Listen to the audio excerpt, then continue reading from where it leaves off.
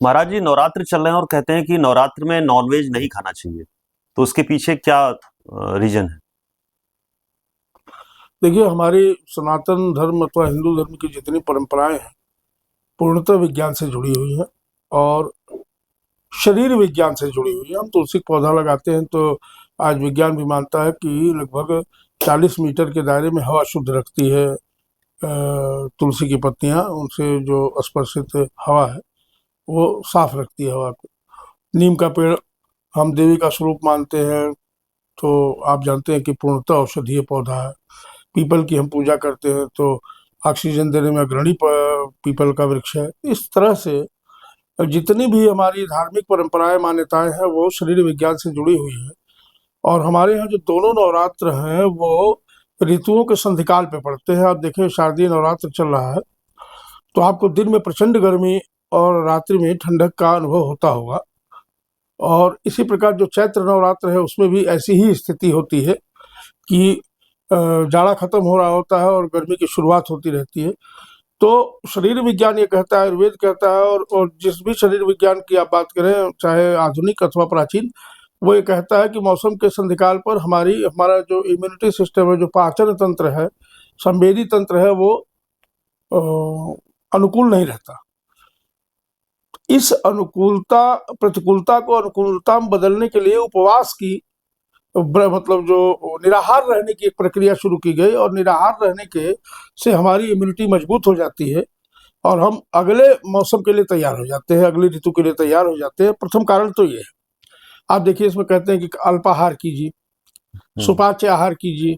बहुत से लोग केवल नींबू पानी पी के व्रत रहते हैं।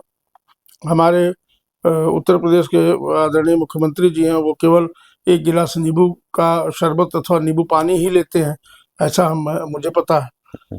तो तमाम लोग हैं। अभी आप किसी की चर्चा कर रहे थे कि वो 2 लौंग और 1 इलायची खा के 9 दिन व्रत रह जाती थी। तो तमाम विधान है अपने अपने शिक्षा के अनुसार, लेकिन इसका जो मूल रहस्य है वो यही है कि हम अपने शरीर की प्रतिकूलता जो मौसम के अनुसार गड़बड़ हो रही है उसको सुदृढ़ कर ले, सुव्यवस्थित कर ले, और अगले मौसम जो जो हमारा शीतकाल शुरू होने वाला है उसके लिए तैयार हो जाए। ये इसका प्रथम वो है। और दूसरा, जब हम निराहार रहते हैं तो ये विज्ञान का आधुनिक शोध है कि जब हम निराहार रहते हैं तो जो हमारे भीतर एंटीबॉडी जो उत्पन्न हो चुके हैं वो हमारे निराहार रहने से शरीर उनको खुद ही खा के नष्ट कर देता है। आप पढ़िएगा, WHO की रिपोर्ट्स पढ़िएगा, आपको पता चलेगा कि जब हम निराहार रहते हैं, उपवास, आप पुराने समय में आपने देखा होगा, आप जब छोटे रहे होंगे, कि बच्चे को बुखार वगैरह, भाई कुछ मत देना खाने के लिए, केवल दाल का पानी दे दो। जितना अधिक शरीर निराहार रहेगा वो अपने को मेंटेन करेगा, और जितनी विकारी पदार्थ हमारे भीतर, जितने विषाणु हमारे भीतर, शरीर उनको खुद ही खा के नष्ट कर देगा। तो इस तरह की प्रक्रियाओं को समेट करके ही व्रतों की परिकल्पना की गई है। व्रत 2 प्रकार से रहते हैं। अब जैसे चैत्र नवरात्र जो आता है उसमें शाकाहार की प्रधानता है, साग सब्जियां इत्यादि अधिक खाई जाती हैं। परंतु जो शारदीय नवरात्र है इसमें आप देखेंगे कि कुट्टू की पूड़ी बन गई, सिंघाड़े का हलवा बन गया, कुछ स्निग्ध पदार्थ लिए जाते हैं। स्निग्धता, जिनमें तैलीय गुण हो, घी वसा की मात्रा हो, इनकी शुरुआत होती है कि भाई लाओ थोड़ा सा खा लेते हैं, 2 कुट्टू की पूड़ी खा लेते हैं, दही खा लेते हैं। तो दोनों मौसमों को जो एक साथ मिला, दोनों ऋतुओं को जो मिला दे, जो इस संधिकाल का उद्देश्य जो है दोनों ऋतुओं के अनुकूल हमारा शरीर हो जाए, इसी नाते इस जो निराहार रहने की परिकल्पना की गई वो हमारे ऋषियों ने की। इसीलिए फीवर, बुखार वगैरह वायरल बहुत होता है हाँ, एलर्जी होती है, वायरल फीवर्स होते हैं, फिर उसके बाद आपका मलेरिया फैलती है। ये सीजन है, बरसात से विषाणु बहुत उत्पन्न होते हैं तरह तरह के, और हमारी शरीर इससे प्रभावित होती है। इसीलिए इम्यूनिटी ज्यादा चाहिए हमको। हाँ, इस समय पे तो हम वही चीजें ग्रहण करते हैं जो हमारी इम्यूनिटी को बढ़ाए, डेवलप करे, और हमारी जो आरोग्यता है प्राप्त होती रहे। इसीलिए इन व्रतों का इन संधिकालों पर लंबा विधान किया गया। 9 दिन 10 दिन, एक दिन का नहीं किया गया, 9 दिन 10 दिन। उसके बाद देखिए दशहरा होता है हमारे यहाँ, मजे से हम लोग पूरी पकवान खाते हैं। उसके बाद दिवाली आती है, और भी गंभीर पकवान उसमें बनते हैं, खाते हैं हम।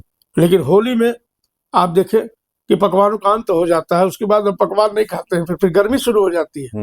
तो पकवान वहीं से बंद हो जाते हैं और यहाँ से शुरू होते हैं। तो दिवाली से पकवान शुरू होते हैं और होली में बंद हो जाते हैं। और इसी तरह हमारे यहाँ भगवती शीतला जिन्हें महामारी का एक रूप माना गया है, भगवती काली का ही एक रूप है, भगवती कालरात्रि का जो अत्यंत शांत रूप है वो भगवती शीतला का है, जो पूरे भारतवर्ष में पूजित है और घरों में उनकी पूजा होती है। मौसम के संधिकाल पर ही दोनों बार शीतलाष्टमी की पूजा आती है और भगवती शीतला को बासी भोजन चढ़ता है।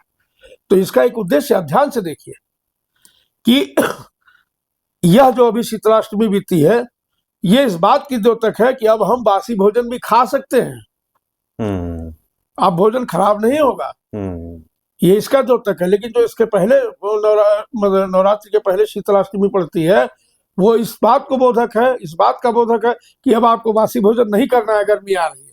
तो हमारे जितने विधान है, धार्मिक संविधान है, वो मनुष्य मात्र के, जीव मात्र के कल्याण के लिए बना है। ये नवरात्र व्रत भी उसी श्रृंखला का एक अंग है।